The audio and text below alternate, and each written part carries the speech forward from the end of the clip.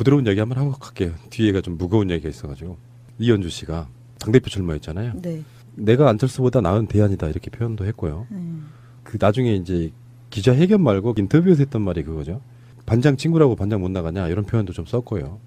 근데 이게 언론들이 지금 이제 말하기 좋아해서 그러는 건지 모르겠는데 이게 두 가지 시각이 있더라 이런 얘기예요. 하나는 이현주가 안철수를 도우려는 듯 하면서도 은근히 땀만 먹고 있는 거 아니야? 이런 시각이 하나 있고요.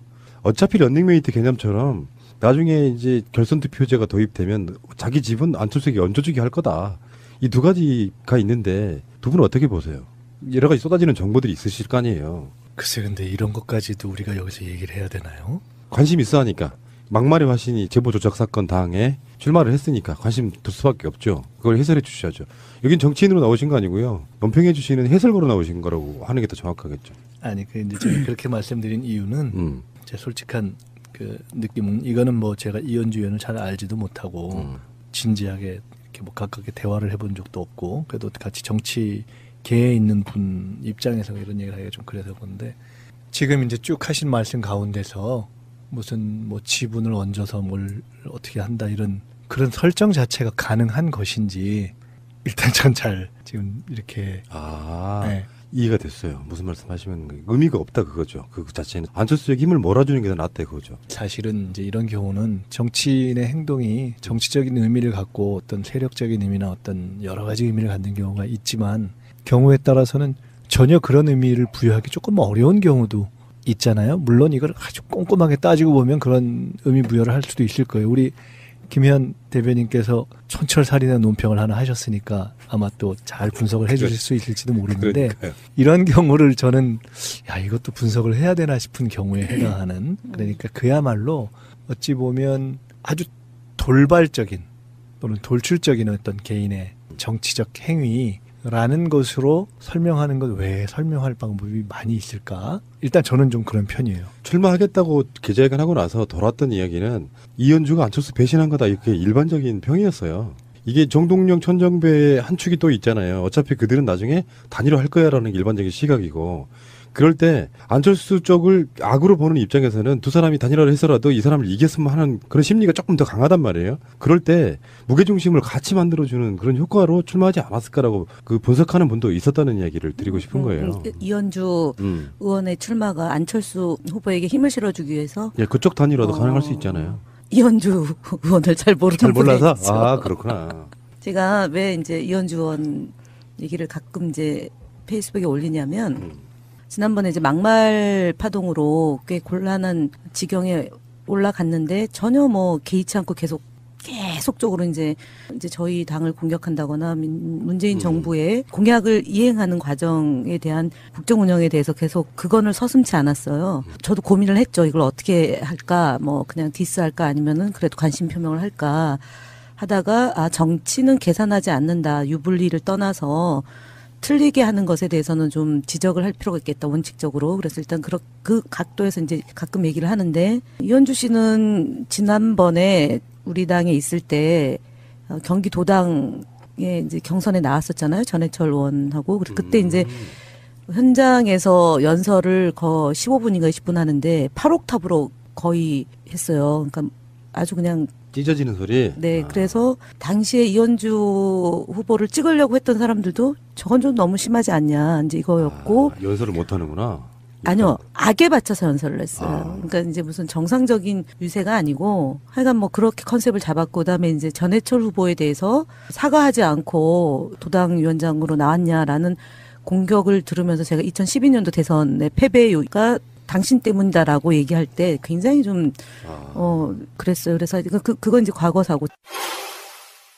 존경하는 대의원 당원 동지 여러분, 도당당한 당원 강한 경기도당 기호 1번 이현주 인사 올립니다.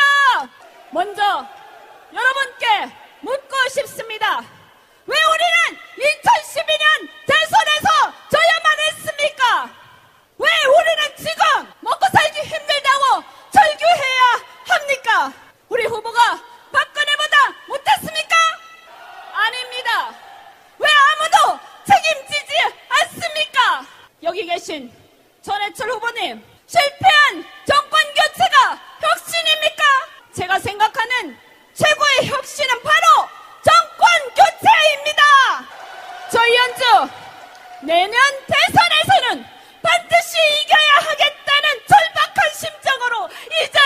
섰습니다. 저 이현주 복상망한 집안에서 빚을 갚고 가족 생계를 위해서 이래 악물고 일했고 오뚜기처럼 일어섰습니다. 그러나 한 번 실패하면 다시는 일어설 수 없는 사회, 경제력이 그 사람의 수명을 결정하는 사회, 저는 받아들일 수 없었습니다. 그래서 이런 대한민국을 바꾸기 위해서 저는 정치를 시작했습니다. 인간답게 살 수 있는 사회, 망해도 인간답게 살 수 있는 사회를 위해서 시작했습니다. 이렇게 말씀하신 분이 왜 요즘에는 노동자분들을 그렇게 비하하셨어요? 지금은 제가 지난번에 저희가 이제 이현주 의원의 행보, 다음 행보가 뭘까라고 했을 때 이제 경기도지사 반드시 도전할 거다. 그것을 위해서 어쨌든 본인의 인지도나 이런 것들을 올리기 위한 끊임없는 자기 정치 행보를 하려고 노력을 하는 분이고, 저는 안철수 후보하고 러닝메이트, 즉 최고위원으로 같이 하자는 제안을 거절당하고 안철수 후보하고는 이제 결연한 거죠. 이제 결연한 거고. 완전 다른 이야기군요. 네, 결연한 거고, 아마 제가 볼 때는 일종의 노이즈 마케팅 차원으로 안 후보를 매우 공격적으로 공세를 취할 거다. 그래서 한 줄 논평 매우 흥미롭다라고 얘기한 그거였어요? 게 그렇게 저는 전망하고요. 그다음에 이 국민의당의 안철수 후보가 지난주에 중앙일보하고의 인터뷰에서 본인이 출마한다고 하니까 민주당이 이성을 잃었다. 그러고 본인이 나오게 되면 여론조사 수치상 지지율이 오를 거고, 그래서 어쨌든 그렇죠. 예, 얘기를 했어요. 그래서 이성을 잃었다고 해서 제가 해당 기자하고 통화하면서 그때 공식적인 논평은 제가 유일하게 냈고, 나머지 분들은 안민석 의원, 정청래 전 의원, 그리고 한두 분 정도가 코멘트를 했죠. 그 안철수 후보의 출마와 관련해서. 그러니까 공식적인 논평은 저밖에 안 냈는데, 그걸 두고 이성을 잃었다라고 얘기를 하는 거냐. 그랬더니 뭐 그건 아니고, 다양한 정치인들의 의견에 대한 코멘트가 아마 그랬을 거다. 그래서 반론권을 달라는데 아직까지 연락이 없네요. 아, 그렇군요. 결론적으로 말하면은 정확하게 그렇다고 말할 수는 없지만 안철수하고 이현주 사이에 틈이 벌어진 거다 이렇게 보시는 게 저는 맞는 뭐 거예요. 그렇게 보고 있습니다. 안철수 입장에서는 자기가 선거 캠페인 하기에는 이현주가 부담스러웠을 수도 있겠네. 그렇죠. 왜냐하면 뉴스를 이제 이현주 후보가 많이 장식할 거니까요. 어저께 광주에서 안철수 후보 광주 당원들하고 간담회 하는데 10명? 아이고 참. 네. 그러니까 제가 아까 이제 처음에 이런 것까지 우리가 물론 우리가 이제 새날에 나와서 정치인으로서가 아니라 정치 평론가로서 이렇게 얘기를 해야 되니까 다룰 수 있는 주제이긴 하나. 편하게 하세요. 예. 야, 이런 얘기까지 해야 되나? 맞아요. 좀 거시기하다 이렇게 말씀드렸던 게 뭐 이현주 의원을 뭐 낮게 보거나 뭐 무시해서 그런 것이 것 같은데요? 원래 원장님 스타일이 그래요. 그런 이렇게 자잘한 이야기는 별로 안 하려고 해 원래. 아니 뭐 자잘해서가 아니라 그 자잘해도 정치적 의미가 있는 경우가 있죠. 근데 이런 건 어떤 경우냐면은 야, 이런 얘기까지 해야 되냐라고 했던 것은 쉽게 얘기하면 그냥 약간 돌출 독특한, 그러니까 그냥 자기 튀려고 하는 그런 경우 있잖아요. 그런 경우에 해당해서 이것을 뭐 정치적으로 복잡하게 뭐 호남 그룹들에 대항해서 다른 비호남 그룹에서 또 하나의 후보를 내서 뭐 그것이 연대 가능성이 생기고 뭐 등등등 이런 거라기보다는 어찌 보면 안철수 대표와는 다른 차원에서 우리가 지난번에 한번 안철수 대표 얘기를 하면서 어떻게 보면 본인이 살기 위한 생존의 정치라고 이야기를 했잖아요. 저는 이현주 의원의 경우도 또 다른 의미의 생존의 정치다. 물론 다 정치인의 선택이라는 게 생존 논리라는 게 안 들어갈 수는 없잖아요. 그게 이제 기본이 돼 있잖아요. 그런데 이게 그야말로 생존의 정치. 그러니까 전체적으로 당을 어떻게 가져가고 전체적인 구도를 어떻게 봐서 내가 이후에 당내 세력 관계를 어떻게 해서 뭐를 연대해 보겠다라는 것보다는 끊임없이 이어졌던 막말 파문에서 그거를 뒤엎는 가장 최선의 방책으로 오히려 차라리 그냥 쭉 앞으로 고하면서 딛고 나가자. 그래서 그 결과가 아까 우리 김현 대변인께서 말씀하신 것처럼 저는 지난번에 말씀하셨을 때는 사실은 야, 아무리 그래도 무슨 경기도지사 이렇게 생각했는데 이번에 대표 출마하는 걸 보면서는 가능성이 꽤 있다라는 생각을 하게 됐어요.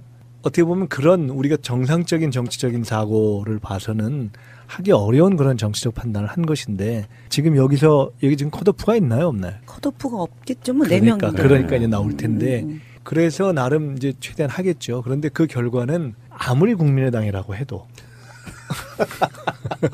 아무리 국민의당이라고 해도 저는 심하게 결과가 나올 가능성이 높다. 은근히 이런 주제를 즐기시는데 보니까 아니, 회원들이 이제, 예, 이렇게 보고 사실은 이제 이런 거죠. 선거에서 이런 후보들이 나오게 된다라는 것 자체가 그 당의 현재의 상태를 반영하는 거예요. 사실은. 그러니까 얼마 전에 국회에서 탈원전 토론회 하는 데를 들렸다가 이렇게 오는 길에 보니까 옆에 국민의당 필요한가? 그 토론회였나? 아니면 무슨 토론회였나 모르겠어요. 그냥 국민의당 관련 토론회를 하는 거를 한번 이렇게 지나친 적이 있어요. 지나치면서 제가 거기 자료집이 있길래 자료집을 이렇게 하나 뭐가 이렇게 들어있나 좀 봤어요. 그랬더니 그 여론조사 분석에 대한 것도 하나 있고 또 한 두세 분의 이제 토론자가 와서 얘기를 했는데 결론은 보니까 답이 안 나오더라고.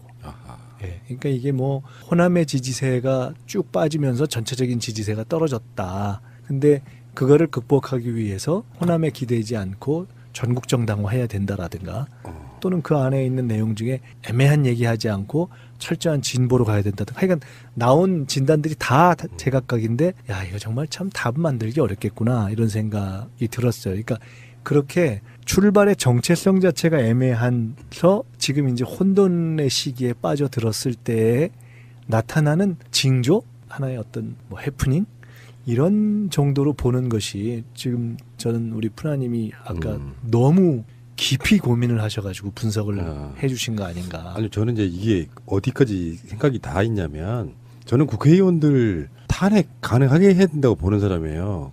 제가 요즘에 많이 조창하는 것 중에 하나가 이현주 국회의원 사퇴를 시켜야 된다. 정말 할 수 없는 막말들을 쏟아냈던 그 입장에서 보면 이현주라는 사람은 정치는 자격이 없는데 솔직히 국회의원들 탄핵할 수 있는 방법이 없잖아요. 자치단체장까지도 있으면서 주민 소환이 가능한데 근데 이런 사람들이 전에 말씀드렸잖아요. 막말하고 국회에서 무슨 직을 하나 맡아요. 막말하고 자기 당권까지 뛰어들었어. 근데 제가 봤을 때는 그런 거예요. 안철수를 돕는 목적이 아니면 사실 이현주가 득표를 하면 얼마나 하겠어. 그러니까 이게 결과가 쏟아지면 오히려 웃음거리밖에 안 되는 싸움은 하지 말아야 되잖아요. 근데 하는 이유가 정말 똘기 때문에 그러는 건지. 아니 정치인들이 갖고 있는 관성의 법칙 중에 하나가 모든 선거에 다 도전합니다. 그래서 기어이 자기의 목표를 성취를 하는 게 있어요. 예를 들어서 저희 이 당에 보면은 원내대표를 매번 나와가지고 기어이 해요. 하신 분도 있고. 그건 좀 누군지 예가 알아. 다르죠. 그다음에 뭐 그 모든 원내대표 전 출마자들을 약간 똘끼 비슷하게 아니요 만드는. 그게 아니라 그렇게 한 도전해서 5번 떨어져야 원내대표가 되는 일종의 전례는 있죠. 정정- 그다음에 비슷한 거잖아요. 최고위원 경선도 그래요. 최고위원도 매번 나와요. 그래서 한 5번 만에 되는 경우가 있고요.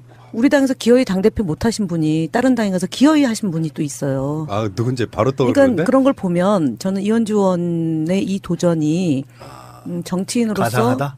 성장하기 위한 자기 자신의 길, 이현주의 정치 성공의 길이라고 생각하고 그렇게 하는 본인은 거예요. 지름길이다 생각하는 거죠. 그렇죠. 원래. 그리고 이 본인이 저희 당에서 청년위원장까지 지냈던 분인데 연세가 그렇게 많지 않아요. 젊어요 아직. 예, 아직 뭐 가야 될 길이 많기 때문에 어떤 방식으로든 생존하기 위한 그 길을 찾을 거라고 저는 봅니다. 그래서 저는 네. 이걸 무슨 아까 말씀하신 것처럼 내부 정치 역관계라든가 정치 공학적인 계산이라든가 전략적인 판단이라든가 이렇게 안 봐요. 아, 네. 순전히 덜줄 행동이다 이렇게 보시는 거죠. 순전히 개인적인. 그러니까 개인의 정치적 이해관계에 따른 선택. 인터넷상에서 이제 이런 얘기를 좀 확대시키기 좋아하는 분들은 바라보는 관점이 이런 식이에요. 제목도 이렇게 달릴 겁니다. 우리 방송도. 안철수에게 팽당한 이현주 또는 안철수마저 배신한 이현주. 안철수 의원이 팽당한 거죠.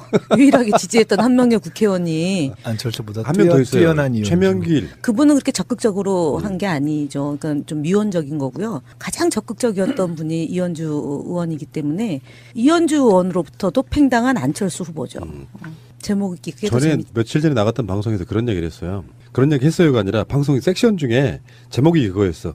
이현주 인터뷰로 알 수 있는 것들 해서 이제 여러 가지 기사 같은 것들을 분석을 했는데 진짜로 국민의당에서 공개적으로 안철수 출마를 찬성한 사람이 이현주밖에 없는 거예요. 그렇게 보도가 됐어요. 그리고 최명길 정도를 섞을 수가 있었는데 그 인터뷰에서는 그런 거지. 이현주가 뭐라 그랬냐면 나만 안철수 대표를 지지하는 게 아니다. 말하지 않고 있지만 많은 분들이 안철수를 지지한다 이렇게 얘기를 했단 말이에요. 그때쯤만 해도 최고위원 정도 런닝메이트로 이제 그 정도 얘기를 하면 자기를 함께 해주지 않을까라는 생각이 있었기 때문에 그렇게 얘기를 그렇죠. 했겠죠. 네네. 네. 근데 그래서 이제 그 정도만 하면 내가 그냥 안철수 출마하는데 기본표에 어느 정도는 얹혀서 갈 수 있지 않겠나. 그리고 최근에 있었던 여러 가지 이제 막말, 여러 가지 파동 이런 것 때문에 본인의 정치적인 업그레이드를 통해서 일정한 정치적 위상을 올려야 그 다음을 보고 이렇게 살아갈 수 있다는 생각을 했기 때문에 그렇게 립서비스를 했을 거예요. 근데 안철수 대표마저도, 오늘 제가 주로 이런 표현을 쓰네. 국민의당 마저도 그건 아니라고 생각을 했겠죠. 근데 우리가 왜 이런 식의 이야기 좀 집착을 하게 되냐면요. 어차피 예전에는 한 식구였었고, 그리고 또 가장 가까웠을 수 있는 당이 제보 조작 같은 걸 통해서 정말 선거판 완전히 더럽혔고, 거기에 대한 반성도 제대로 없고, 그러다 보니까 관심을 둘 수밖에 없는데, 그 핵심에 지금 안철수와 이현주가 있는데요. 남의 당 이야기인데 왜 그런 얘기 뭐 정치인들 불러다 놓고 하느냐 하실 수도 있겠는데, 우리들이 입장에서는 그래요. 그게 그 사람들이 뭔가 좀 건성징악적으로 좀 징벌받는 걸 보고 싶어요. 솔직히. 그러니까 저는 안철수는 좀 제껴놓고요. 제 1순위에는 저 이현주가 있습니다.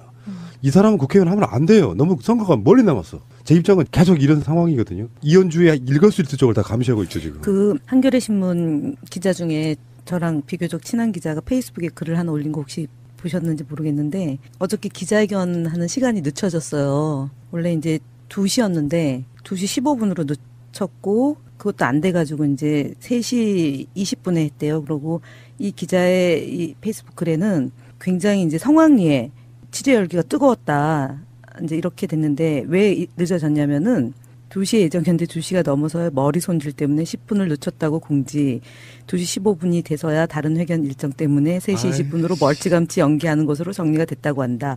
늦었지만 취재 열기는 뜨거웠다. 이게 이제 페이스북의 글이에요. 댓글은 상상하시겠죠. 머리 손질. 그러니까 아유 참 정말 개념이 없으시고. 그래서 국민의당의 경선판은 어떻게 갈까요? 그러니까 저는 이렇게 보고 있거든요. 현역 의원들이 나서지 못하는 이유는 안철수 걔도 있지만 같이 폭탄 맞기 싫은 걸 거고, 그런데 지금 지도부 쪽, 비대위 쪽에서는 전혀 선거에 관여하지 않으려는 그게 눈에 보이더라고요. 어느 쪽이든 편들지 않겠다. 한쪽 편을 드는 순간 당이 쪼개진다는 것에 대한 그 민감성을 전 느끼고 있다고 보는데, 이런 분위기고 여론이 있다고 하면 지금 비주류라고 할 수 있는 정동영, 천정배 두 사람이 결선 투표에서 단일화할 수 있다 그러면 안철수가 당선되기 점점점 어려워지는 여론으로 가고 있는 거 아닐까요? 정상적으로 보면 그런데 저도 그게 참 지금 이제 국민의당 당원 가운데 어쨌든 과거에 큰 틀로 봐서 민주당의 오래된 저 당원들 중에 상당수가 이탈해서 갔다고 하고, 그 중에 이제 호남이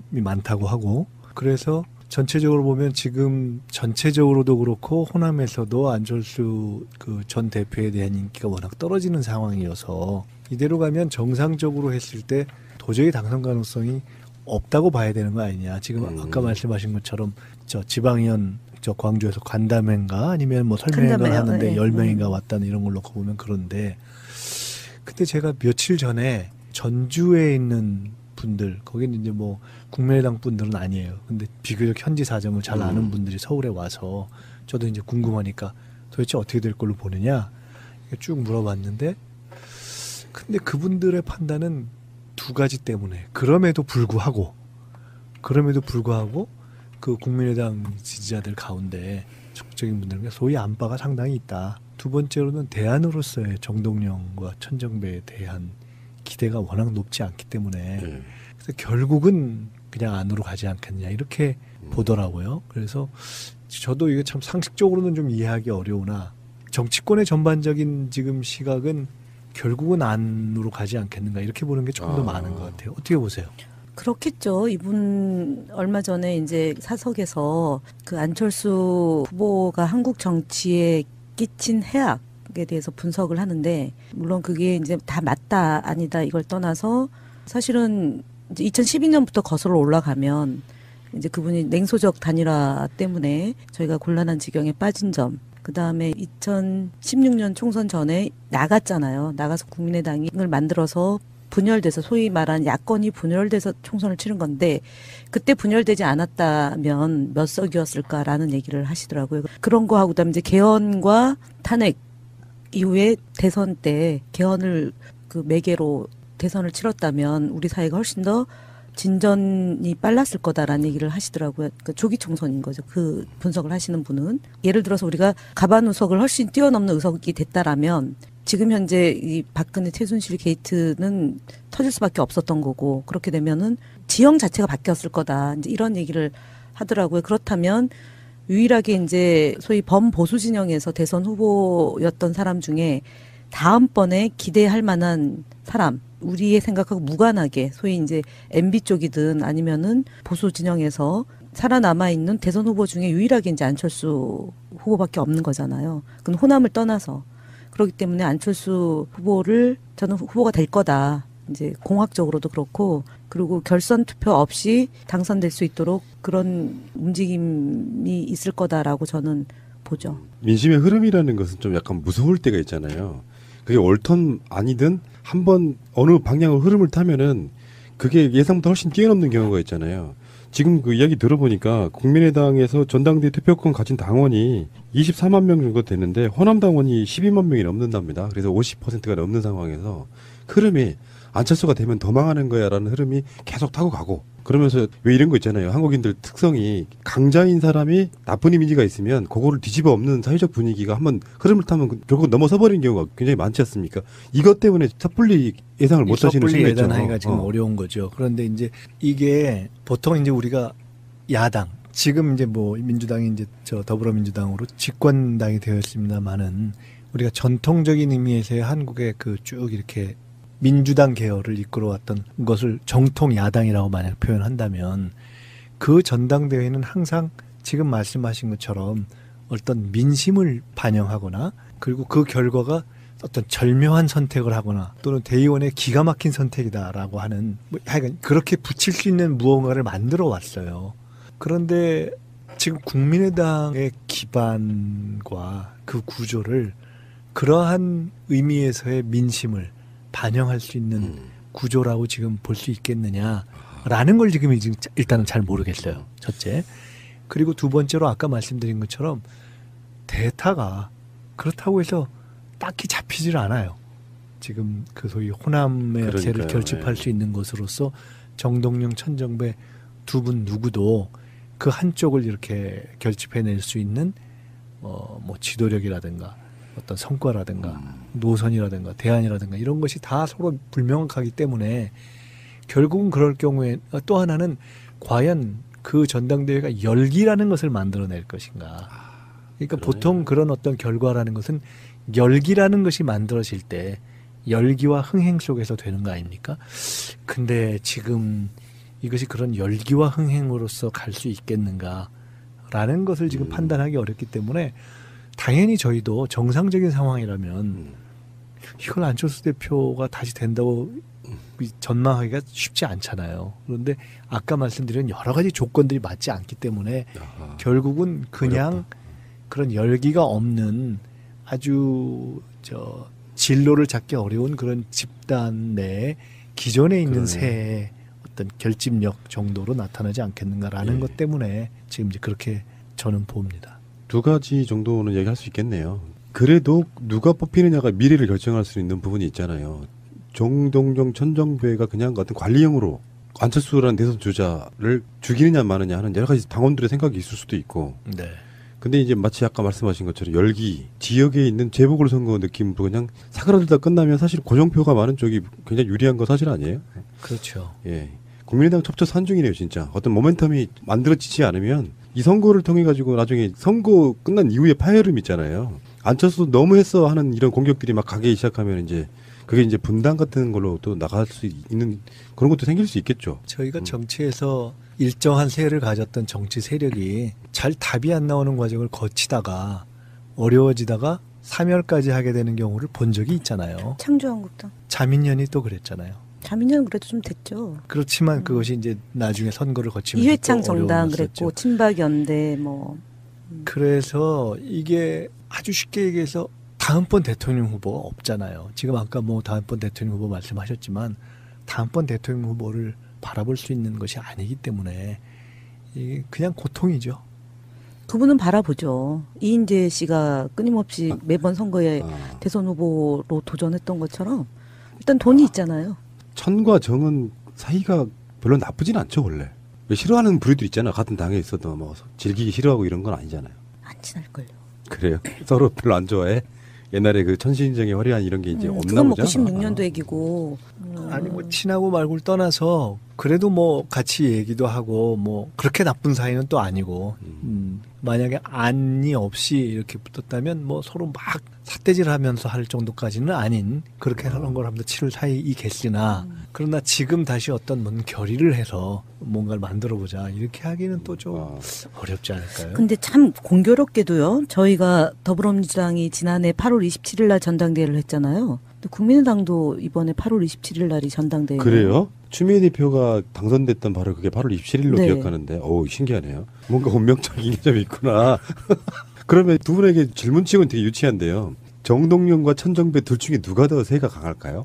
그것도 궁금해.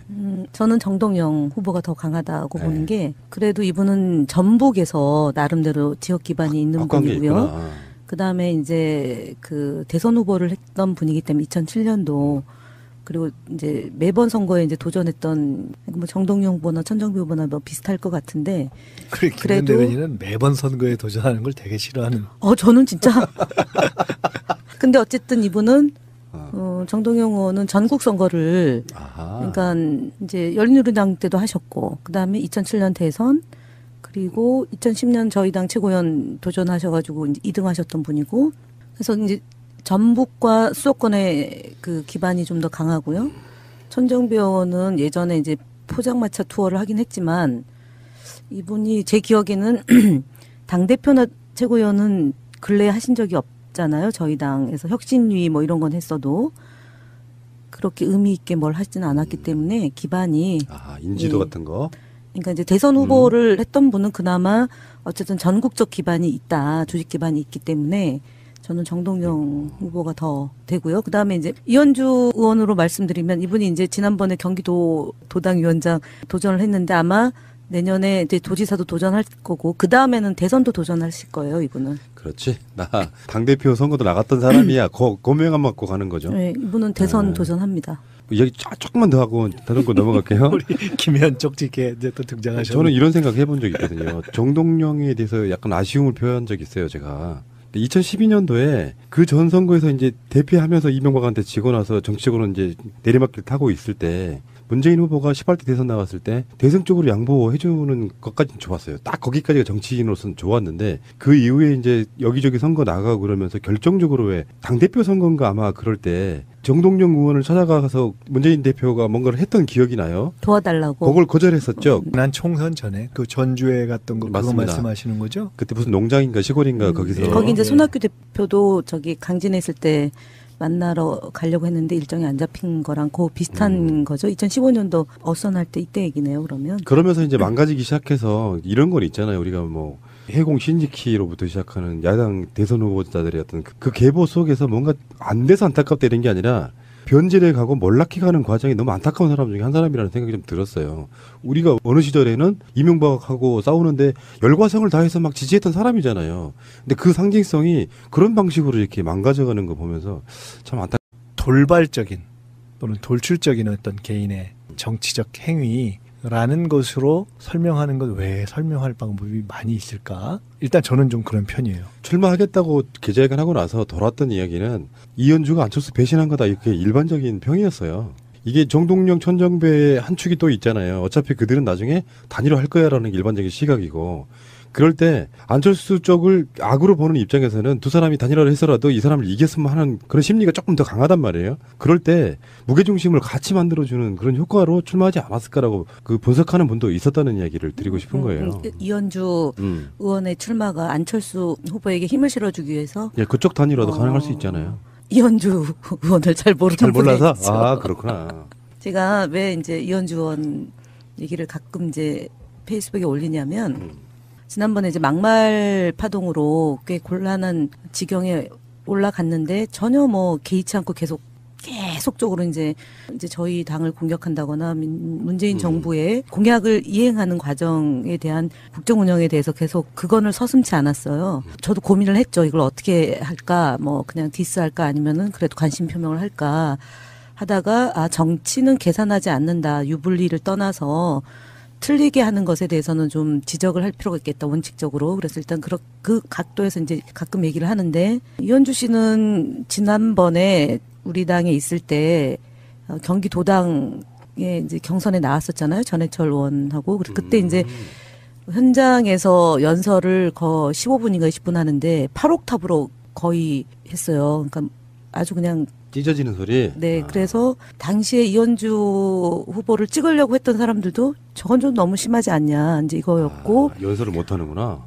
아니요, 악에 바쳐서 연설을 했어요. 그러니까 이제 무슨 정상적인 유세가 아니고, 하여간 뭐 그렇게 컨셉을 잡았고, 그다음에 이제 전해철 후보에 대해서 사과하지 않고 도당위원장으로 나왔냐라는 공격을 들으면서 제가 2012년도 대선의 패배가 당신 때문이다라고 얘기할 때 굉장히 좀 그랬어요. 그래서 그건 이제 과거사고.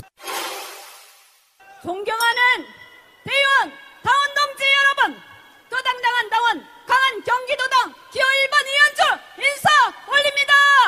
먼저 여러분께 묻고 싶습니다. 왜 우리는 2012년 대선에서 져야만 했습니까? 왜 우리는 지금 먹고 살기 힘들다고 절규해야 합니까? 우리 후보가 박근혜보다 못했습니까? 아닙니다. 왜 아무도 책임지지 않습니까? 여기 계신 전해철 후보님, 실패한 정권 교체가 혁신입니까? 제가 생각하는 최고의 혁신은 바로 정권 교체입니다. 저 이현주, 내년 대선에서는 반드시 이겨야 하겠다는 절박한 심정으로 이 자리에 섰습니다. 저 이현주, 복상망한 집안에서 빚을 갚고 가족 생계를 위해서 이래 악물고 일했고 오뚜기처럼 일어섰습니다. 그러나 한 번 실패하면 다시는 일어설 수 없는 사회, 경제력이 그 사람의 수명을 결정하는 사회, 저는 받아들일 수 없었습니다. 그래서 이런 대한민국을 바꾸기 위해서 저는 정치를 시작했습니다. 인간답게 살 수 있는 사회, 망해도 인간답게 살 수 있는 사회를 위해서 시작했습니다. 이렇게 말씀하신 분이 왜 요즘에는 노동자분들을 그렇게 비하하셨어요? 지금은 제가 지난번에 저희가 이제 이현주 의원의 행보, 다음 행보가 뭘까라고 했을 때 이제 경기도지사 반드시 도전할 거다. 그것을 위해서 어쨌든 본인의 인지도나 이런 것들을 올리기 위한 끊임없는. 부드러운 얘기 한번 하고 갈게요. 뒤에가 좀 무거운 얘기가 있어가지고. 이현주 씨가 당대표 출마했잖아요. 네. 내가 안철수보다 나은 대안이다 이렇게 표현도 했고요.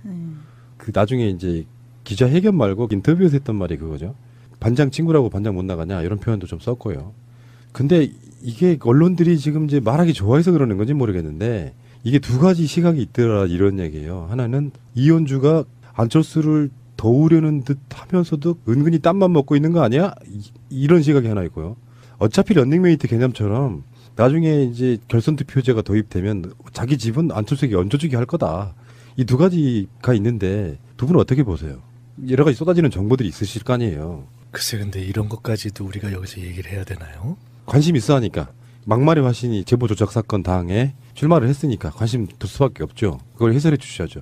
여긴 정치인으로 나오신 거 아니고요. 논평해 주시는 해설가로 나오신 거라고 하는 게 더 정확하겠죠. 아니, 이제 제가 그렇게 말씀드린 이유는 제 솔직한 그 느낌은 이거는 뭐 제가 이현주 의원을 잘 알지도 못하고 진지하게 이렇게 뭐 가깝게 대화를 해본 적도 없고 그래도 같이 정치계에 있는 분 입장에서 이런 얘기를 하기가 좀 그래서 그런데 지금 이제 쭉 하신 말씀 가운데서 무슨 뭐 지분을 얹어서 뭘 어떻게 한다 이런 그런 설정 자체가 가능한 것인지 일단 전 잘 지금 이렇게 네. 이해가 됐어요. 무슨 말씀하시면 의미가 없다 그거죠. 그 자체는 안철수에게 힘을 몰아주는 게 더 낫다 그거죠. 사실은 이제 이런 경우는 정치인의 행동이 정치적인 의미를 갖고 어떤 세력적인 의미나 어떤 여러 가지 의미를 갖는 경우가 있지만 경우에 따라서는 전혀 그런 의미를 부여하기 조금 어려운 경우도 있잖아요. 물론 이걸 아주 꼼꼼하게 따지고 보면 그런 의미 부여를 할 수도 있을 거예요. 우리 김현 대변인께서 촌철살인의 논평을 하나 하셨으니까 아마 또 잘 분석을 해주실 수 있을지도 모르는데 그러니까요. 이런 경우를 저는 이것도 분석을 해야 되나 싶은 경우에 해당하는 그러니까 그야말로 어찌 보면 아주 는 자기 정치 행보를 하려고 노력을 하는 분이고 저는 안철수 후보하고 러닝메이트 즉 최고위원으로 같이 하자는 제안을 거절당하고 안철수 후보하고는 이제 결연한 거죠. 이제 결연한 거고. 완전 다른 이야기군요. 네, 결연한 거고 아마 제가 볼 때는 일종의 노이즈 마케팅 차원으로 안 후보를 매우 공격적으로 공세를 취할 거다. 그래서 한 줄 논평 매우 흥미롭다라고 얘기한 그거였어요? 게 예, 그렇게 저는 전망하고요. 그다음에 이 국민의당의 안철수 후보가 지난주에 중앙일보하고의 인터뷰에서 본인이 출마한다고 하니까 민주당이 이성을 잃었다. 그러고 본인이 나오게 되면 여론조사 수치상 지지율이 오를 거고 그래서 어쨌든 그렇죠. 예, 얘기를 했어요. 그래서 이성을 잃었다고 해서 제가 해당 기자하고 통화하면서 그때 공식적인 논평은 제가 유일하게 냈고 나머지 분들은 안민석 의원, 정청래 전 의원 그리고 한두 분 정도가 코멘트를 했죠. 그 안철수 후보의 출마와 관련해서. 그러니까 공식적인 논평은 저밖에 안 냈는데 그걸 두고 이성을 잃었다라고 얘기를 하는 거냐. 그랬더니 뭐 그건 아니고 다양한 정치인들의 의견에 대한 코멘트가 아마 그랬을 거다. 그래서 반론권을 달라는데 아직까지 연락이 없네요. 아, 그렇군요. 결론적으로 말하면은 정확하게 그렇다고 말할 수는 없지만 안철수하고 이현주 사이에 틈이 벌어진 거다 이렇게 보시는 게 저는 맞는 뭐 거예요. 그렇게 보고 있습니다. 안철수 입장에서는 자기가 선거 캠페인 하기에는 이현주가 부담스러웠을 수도 있겠네. 그렇죠. 왜냐하면 뉴스를 이제 이현주 후보가 많이 장식할 거니까요. 어저께 광주에서 안철수 후보 광주 당원들하고 간담회 하는데 10명? 아이고 참. 네. 그러니까 제가 아까 이제 처음에 이런 것까지 우리가 물론 우리가 이제 새날에 나와서 정치인으로서가 아니라 정치 평론가로서 이렇게 얘기를 해야 되니까 다룰 수 있는 주제이긴 하나. 편하게 하세요. 예. 야, 이런 얘기까지 해야 되나? 맞아요. 좀 거시기하다 이렇게 말씀드렸던 게 뭐 이현주 의원을 뭐 낮게 보거나 뭐 무시해서 그런 것이 것 같은데요? 원래 원장님 스타일이 그래요. 거론을 이렇게 자잘한 이야기는 별로 안 하려고 해 원래. 아니 뭐 자잘해서가 아니라 그 자잘해도 정치적 의미가 있는 경우가 있죠. 근데 이런 건 어떤 경우냐면은 야, 이런 얘기까지 해야 되냐라고 했던 것은 쉽게 얘기하면 그냥 약간 돌출 독특한 그러니까 그냥 자기 튀려고 하는 그런 경우 있잖아요. 그런 경우에 해당해서 이것을 뭐 정치적으로 복잡하게 뭐 호남 그룹들에 대항해서 다른 비호남 그룹에서 또 하나의 후보를 내서 뭐 그것이 연대 가능성이 생기고 뭐 등등등 이런 거라기보다는 어찌 보면 안철수 후보, 안철수 대표와는 다른 차원에서 우리가 지난번에 한번 안철수 대표 얘기를 하면서 어떻게 보면 본인이 살기 위한 생존의 정치라고 이야기를 했잖아요. 저는 이현주 의원의 경우도 또 다른 의미의 생존의 정치다. 물론 다 정치인의 선택이라는 게 생존 논리라는 게 안 들어갈 수는 없잖아요. 그게 이제 기본이 돼 있잖아요. 그런데 이게 그야말로 생존의 정치. 그러니까 전체적으로 당을 어떻게 가져가고 전체적인 구도를 어떻게 봐서 내가 이후에 당내 세력 관계를 어떻게 해서 뭐를 연대해 보겠다라는 것보다는 끊임없이 이어졌던 막말 파문에서 그거를 뒤엎는 가장 최선의 방책으로 오히려 차라리 그냥 쭉 앞으로 고하면서 딛고 나가자. 그래서 그 결과가 아까 우리 김현 대변인께서 말씀하신 것처럼 저는 지난번에 말씀하셨을 때는 사실은 야 아무리 그래도 무슨 경기도지사 이렇게 생각했는데 이번에 대표 출마하는 걸 보면서는 가능성이 꽤 있다라는 생각을 하게 됐어요. 어떻게 보면 그런 우리가 정상적인 정치적인 사고를 봐서는 하기 어려운 그런 정치적 판단을 한 것인데 지금 여기 지금 컷오프가 있나요 없나요? 컷오프가 없겠죠. 뭐 4명인데. 그러니까 이제 나올 텐데 그래서 나름 이제 최대한 하겠죠. 그런데 그 결과는 아무리 국민의당이라고 해도 아무리 국민